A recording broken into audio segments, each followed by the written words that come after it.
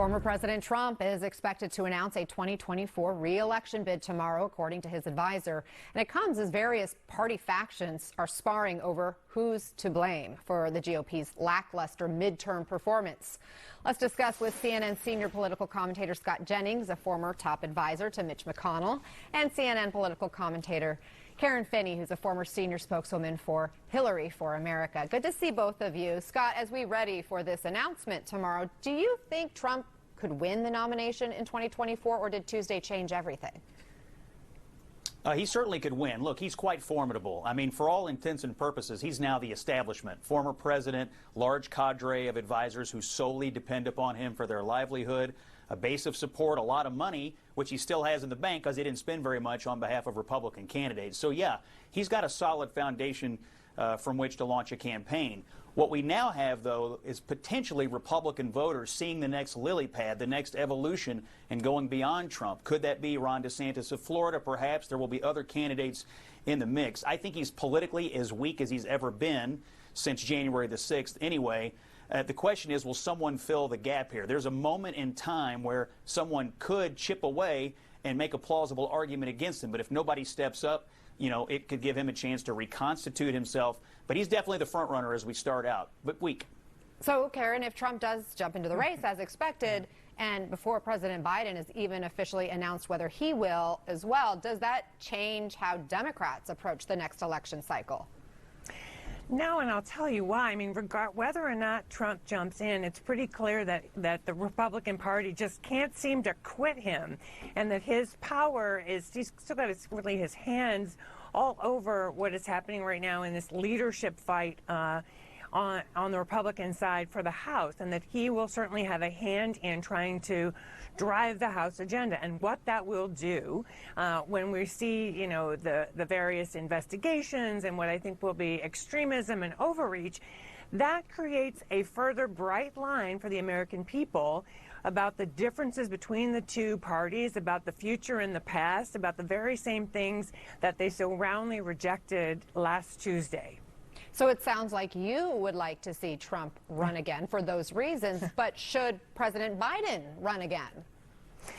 You know, I think President Biden has earned however much time he wants to make that decision. He said that he will early next year. And, you know, look, we know that while people have been asked the question, should he or shouldn't he, I mean, that was in the heat of a midterm context. I think when you look at the record, President Biden has accomplished a lot. He has a strong record to run on if he chose to run again. And I think we would do perfectly well. And again, there is a difference between the extremism that we're seeing on the Republican side and these issues that are playing themselves out right now in these leadership contests on the Republican side, even before, frankly, all the votes have been counted. Well, let's talk more about that, Scott, about the jockeying happening right now for those leadership positions on the Hill. We already discussed what's happening in the House with McCarthy, but even in the Senate, there's a growing number of voices. Rick Scott, Lindsey Graham, Marco Rubio, Josh Hawley, now suggesting Mitch McConnell doesn't have their stamp of approval as minority leader. You work closely with McConnell. What do you think's going on here?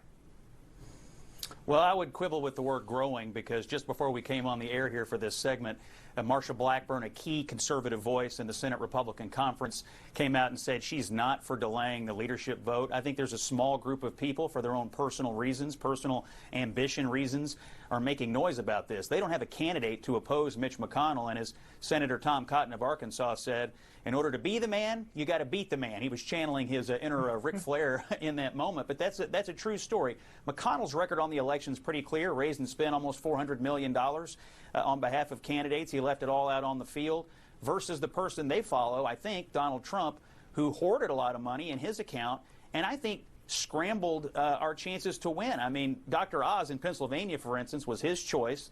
And then Oz was trying to run on a campaign of moderation and balance, as he said all the time. And Trump shows up the last week of the campaign, like the last night of the campaign, and throws his entire message into disarray, and we lose the race. So I think when you look whose fingerprints are on what, most Republican senators know McConnell did everything possible to win, and other people did everything possible to help themselves. And to Karen's point, independent voters don't want chaos, and they don't want extremism. They want stability in their government, I think some of these folks are missing that message. So let me get to this, though, because I think everyone's trying to interpret the lessons from these midterms. And we heard this morning from a newly elected Democratic congresswoman in Washington state who pulled off a big upset. And she had this takeaway. Her name's Marie Gluesenkamp-Perez. She's the owner of an auto body shop. She flipped a red seat. Here's her assessment of how Democrats need to do better. It really feels like folks that work in the trades, rural Democrats, it feels like we're a dying breed, and it's critical that if we want to be relevant in those spaces, Democrats have to stop explaining things to rural people and people who work in the trades and start listening, because we know things that other folks might not know, and we feel overlooked and not listened to so often.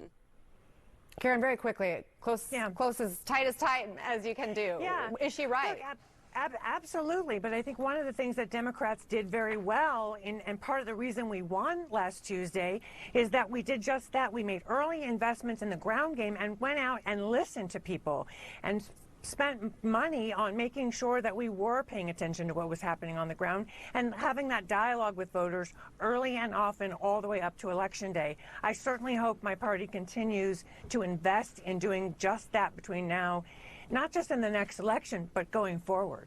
But it also looked like she was being somewhat critical of Democrats. Look, we know that Republicans won 2-1 almost the rural vote. And so here she's saying Democrats need to focus more on what we're hearing in those parts of the country as well. Scott Jennings, Karen Finney, it's always interesting to have you both. Thank you so much for the conversation.